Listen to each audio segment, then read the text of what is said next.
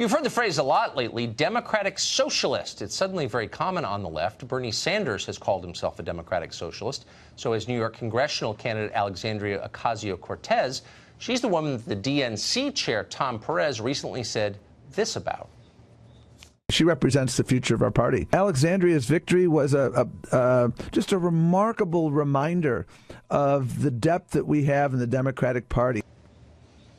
Okay, so democratic socialism is the future, but what is democratic socialism? We thought it'd be worth pausing for a minute to find out. Democratic socialism is not, by the way, a wing of the Democratic Party, at least not yet.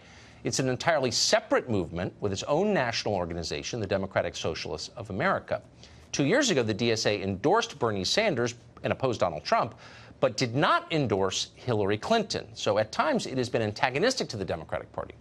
What did democratic socialists believe? There's no formal platform, but the outlines are pretty clear. Democratic socialists support socialism, state ownership of major industries. That would include healthcare, technology, manufacturing. Some of them explicitly support communism. The co-chair of Portland, Oregon's chapter of the DSA recently tweeted this, quote, "As a DSA chapter co-chair, I just want to set the record straight for a minute. Communism is good." But democratic socialism is about more than economics. The DSA's official Twitter account demands reparations for African Americans in the form of free and open enrollment at public colleges, retroactive forgiveness of student loans, and a guaranteed lifetime minimum income. The DSA has also called for an end to all immigrant deportations everywhere in the United States. In New York, the DSA has demanded the abolition of profits, prisons, cash bail, and borders. Not all democratic socialists have the same views on everything, but that gives you some idea. Unlimited, uncontrolled immigration into the U.S., coupled with race-based reparations, the abolition of prisons, and by extension, law and order itself, and a massive expansion of the welfare state financed by an economic system that does not recognize profit.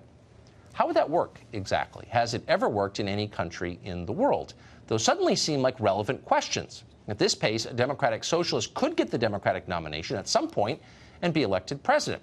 So we thought it was a perfect moment to speak to possibly the most famous of all advocates for democratic socialism, Cornel West. He's a professor at Harvard. He's an honorary co-chair of the Democratic Socialists of America, and he joins us tonight. Cornel, thank you for coming on.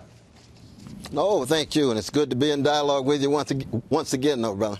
Yes, it is. So to give us some sense of what democratic socialism is, can you point to an example, an extant example of it that works? Venezuela seems like an example of democratic socialism. Would you say that it is? And if so, does it work? No, I don't think that democratic socialism as an ideal has been able to be embodied in a larger social context. There's different forms of it. Some are bad, some are medium, some are better. But the fundamental commitment is to the dignity of ordinary people and to make sure they can live lives of decency. So it's not an ism, no, brother. It's about decency. It's about fairness. Right. It's about the accountability of the powerful vis-a-vis those who have less power. At the workplace, women dealing with the household, gays, lesbians, trans, black people, indigenous peoples, immigrants. How do we ensure that they are treated decently and that the powerful don't in any way manipulate, subjugate, and exploit them? Well, I mean, if that's what democratic socialism is, then I'm basically on board. I do think that ordinary people, middle-class people, ought to have dignity, and I think that our current systems make it hard for them to have dignity. So I agree with all of that. But the details matter. And that's precisely why, Albert Einstein, Helen Keller, Norman Thomas, Eugene Debs, Martin Luther King Jr., Ella Baker. We can go on and on. They're all democratic socialists. Michael Harrington, one of the great founders of Democratic Socialism of America. I've been a member for 36 years. I understand. But has it struck you as interesting that it's never actually worked anywhere? So the question is not what are our goals. Our goals are the same. How do we get there is the question. So what happened in Venezuela? They call that democratic socialism, but they don't have toilet paper. And it's less equal than ever.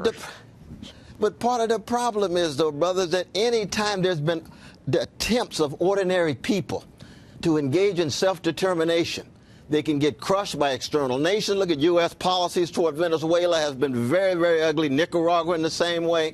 We saw that in so many other instances where countries try to engage in self-determination and they either get crushed, they either get coerced, and they end up oftentimes responding to that kind of authoritarian treatment. So we've never had a chance to really pull it off. So it's only been a movement so far. It's an attempt to resist the greed at the top, the racism, the sexism, the homophobia, the various ways in which humanity is violated rather than affirmed. So here's just to the details quickly. The DSA of New York, which is certainly one of the biggest in the country, recently said... And thank God for Sister Alexandria. She's my dear sister and comrade. Absolutely. So they said that they're against borders, profits, and prisons. What would a country without prisons look like? What would you do with murderers, for example, or rapists? Where would you put them with no prisons? Well, I mean, when they say prisons, they're talking about the kinds of prisons we have at the present. If you have sites of rehabilitation, education, ways in which transformation can take place, you and I ourselves, you're Episcopalian, I'm Baptist. We're Christians, right? We believe all human beings made not just an image of God, but they can be changed, they can be transformed when the right kind of intervention takes place. That's what people mean in the socialist movement when they talk about the elimination of the kind of prisons that are in place. So what they really mean is better prisons. And maybe they should and be more... Okay, so what about borders, though? You can have isolation, you can have distance, but you don't give up on them. And most importantly, you don't view them in the vicious through the lens of being less than human, that they can bounce back, they can be better. So if a government's obligation is to its own citizens, and you drop the borders and have no border enforcement at all, what would happen to this country? What would happen to the poor people in this country? Would their lives get better? Would they become more prosperous? No. This country would become poorer, dirtier, impossible to manage. It would be flooded with the poor of the world, and it would destroy our country instantly. So why would you say no borders? Well, I mean, again, though, you got a variety of voices in the Democratic Socialists of America. We like a jazz orchestra. You got different perspectives and orientations. We all don't agree on one particular policy all the time. This is true in terms of Israeli occupation of Palestinians. Some are in the middle, some are much more critical, like myself. The question is, how do you keep track of the rich humanity of Mexican brothers and sisters, of those coming from Latin America, those coming from Africa, those coming from Haiti, and those coming from Europe and Asia? That's the important thing. We know the history of America, other than indigenous peoples and Africans who've been enslaved, was to open the borders, to bring folk in, to allow people to gain access. But it's not a matter of no borders at all. It's a matter of how do you ensure that their dignity is affirmed when they arrive so that you don't end up having the kind of neo-fascist policies of the Trump administration separating these precious children from their mothers and fathers. That's silly, as you well know. But how do you think that the descendants of Americans... But hold on. How do you think the descendants of American slaves benefit when you bring in 25 million illegal immigrants from the third world? Does that elevate poor Americans? I don't see any evidence that they get richer or happier when you bring in more poor people. You ignore their problems. That's why we don't pay any attention to their problems anymore.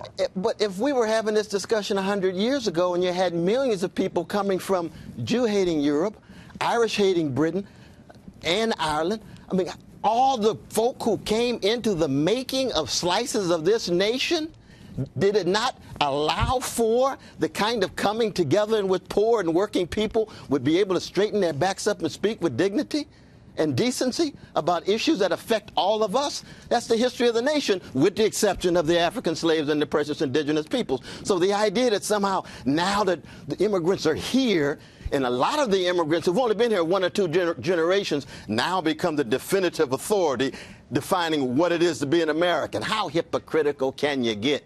I've been here 9 generations coming out of enslaved people, and I can still embrace my Mexican brothers and sisters. I can embrace a whole host of others coming from around the world. But it's not just a matter of no borders. I don't believe in just no borders myself. It's a question of making sure their dignity is affirmed when they get here. Then you got to get a hold of the DSA of New York's Twitter account, because they're saying some pretty reckless we got a number of voices in DSA. I love them. We believe in disagreement.